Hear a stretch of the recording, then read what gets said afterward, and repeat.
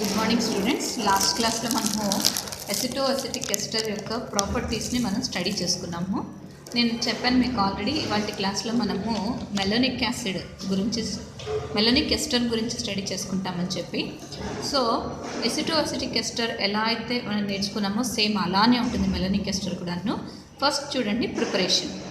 ఎసిటో acetic ఎస్టర్కి ప్రిపరేషన్లో మీరు క్లేసన్ condensation అనే ప్రాసెస్ ద్వారా మనము ఎసిటో అసిటిక్ ఎస్టర్ని ప్రిపేర్ చేసాం. ఇక్కడ చూడండి మెలోనిక్ ఎస్టర్ని పొటాషియం సైనోఎసిటేట్కి మనము HCl గ్యాస్ని పంపిస్తూ హైడ్రాలసిస్ ప్రాసెస్ చేస్తే మనకి మెలోనిక్ యాసిడ్ వస్తుంది.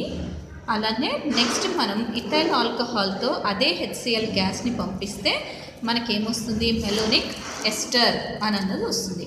అయితే మరి ఇక్కడ ఈ పొటాషియం సైనోఎసిటేట్ ఎక్కడి నుంచి వచ్చింది అంటే, నార్మల్ ఎసిటిక్ యాసిడ్ తీసుకొని హాలోజినేషన్ చేస్తే ఒక H ఒక Cl బయటకు వెళ్ళిపోయినాయి. ఇక్కడ మనకి ఒక H ఒక Cl బయటకు వెళ్ళిపోతే ఇంకా మిగిలింది ఏంటి, CH2Cl. So CH2Cl COOH. దీనికి ఇప్పుడు నేను మళ్ళీ ఏం యాడ్ చేస్తున్నాను, పొటాషియం కార్బోనేట్ యాడ్ చేస్తున్నాను. యాడ్ చేసినప్పుడు CO2 బయటకు వెళ్ళిపోతుంది, అలానే KOH బయటకు వెళ్ళిపోయి ఇంకొక K ఇక్కడ ఉందన్నమాట. సో దీన్ని పొటాషియం క్లోరోఎసిటేట్ అని పిలుస్తాం. దీనికి మళ్ళీ KCN యాడ్ చేసినప్పుడు మనకి పొటాషియం సైనోఎసిటేట్ అన్నది ఫామ్ అయింది.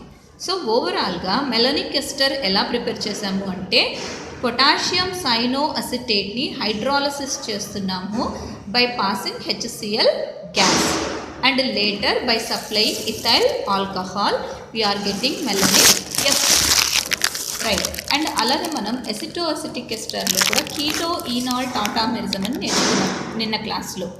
సో అలానే మెలోనిక్ ఎస్టర్ కూడా 2 ఫామ్స్లో ఎగ్జిస్ట్ అవుతుంది. ఒకటి కీటోనిక్ ఫాము, ఇంకొకటి ఈనాలిక్ ఫామ్, రైట్? సో ఇప్పుడు ప్రాపర్టీస్ చూడండి. ఎక్కడ కీటోన్ ఫామ్ ఉంది కాబట్టి కీటోన్ ఎగ్జిబిట్ చేసే అన్ని ప్రాపర్టీస్ని మెలోనిక్ ఎస్టర్ ఎగ్జిబిట్ చేస్తుంది. అలానే ఇక్కడ OH ఈనాలిక్ ఫామ్ ఉంది కాబట్టి ఆల్కహాల్ ఎగ్జిబిట్ చేసే అన్ని ప్రాపర్టీస్ని మెలోనిక్ ఎస్టర్ ఎగ్జిబిట్ చేస్తుంది. మరి ఇప్పుడు ఇంకొక ఎక్స్ట్రాగా ఏముంది, ఇక్కడ యాక్టివ్ మెథిలీన్ గ్రూప్ ఉంది కదా, నిన్న క్లాస్లో కూడా చెప్పుకున్నాం మనం ఇది. సో యాక్టివ్ మెథిలీన్ గ్రూప్ ఉన్నప్పుడు ఇక్కడున్న 2 హైడ్రోజన్స్ హైలీ రియాక్టివ్ అవి. సో కాబట్టి యాక్టివ్ మెథిలిన్ హైడ్రోజన్ వలన నేను sodium ethoxide and alkyl iodide, any alkyl హ్యాలైడ్ని పంపిస్తే 2 హైడ్రోజన్స్ ప్లేస్లోకి 2 ఆల్కైల్ గ్రూప్స్ వస్తాయన్నమాట. కాబట్టి డై ఆల్కైల్ మెలోనిక్ ఎస్టర్ అన్నది మనకి ఫామ్ అవుతుంది. సో మెలోనిక్ ఎస్టర్లో properties due to ketone group exist అవుతుంది, properties due to alcoholic group exist అవుతాయి, properties due to methylene group exist అవుతుంది.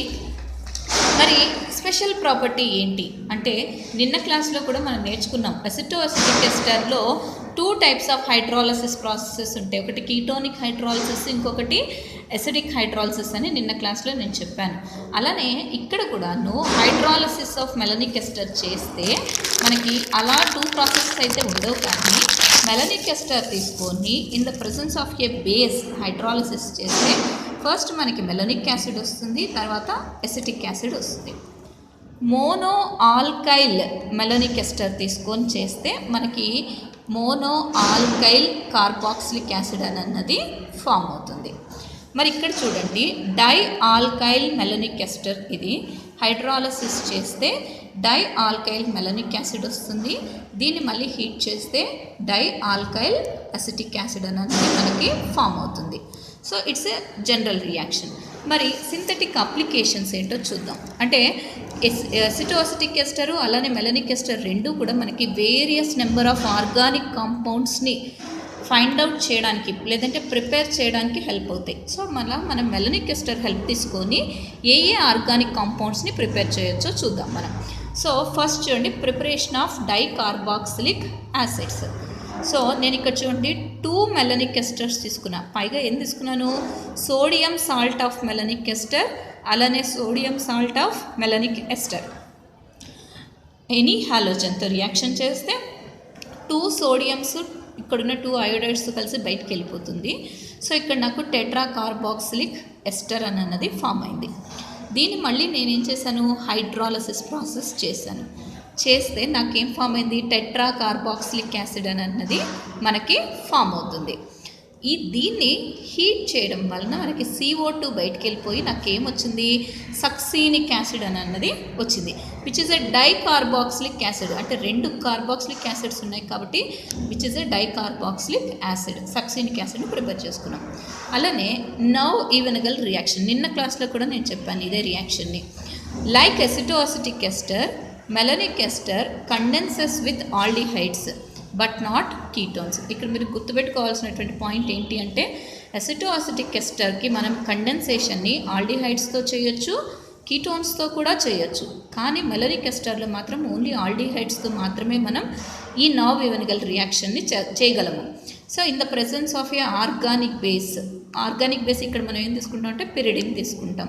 Forms a product which on hydrolysis followed by heating gives alpha beta unsaturated acid. నేను reaction చెప్తాను మీకు ఇంకా క్లియర్గా ఉంటుంది. So ఇక్కడ చూడండి, ఎసిటాల్డిహైడ్కి మనం ఏం యాడ్ చేస్తున్నాము, మెలనిక్ ఎస్టర్.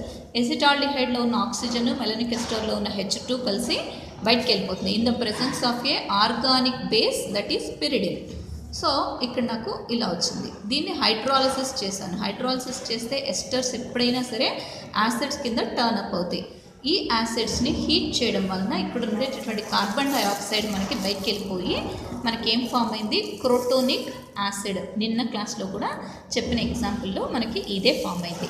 ఆల్ఫా కార్బన్కి బీటా కార్బన్కి మధ్యన అన్సాచురేషన్ ఉంది కాబట్టి ఆల్ఫా బీటా అన్సాచురేటెడ్ యాసిడ్స్ అనేవి మనకి ఫామ్ అయ్యాయి.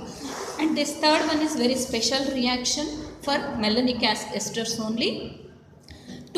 మన మెలనిక్ ఎస్టర్ని తీసుకొని యూరియా, ఇదేంటి NH2CO NH2 ఉంటే దాన్ని ఏమంటాం మనం, యూరియా అంటాం. Using sodium methoxide or phosphorus oxy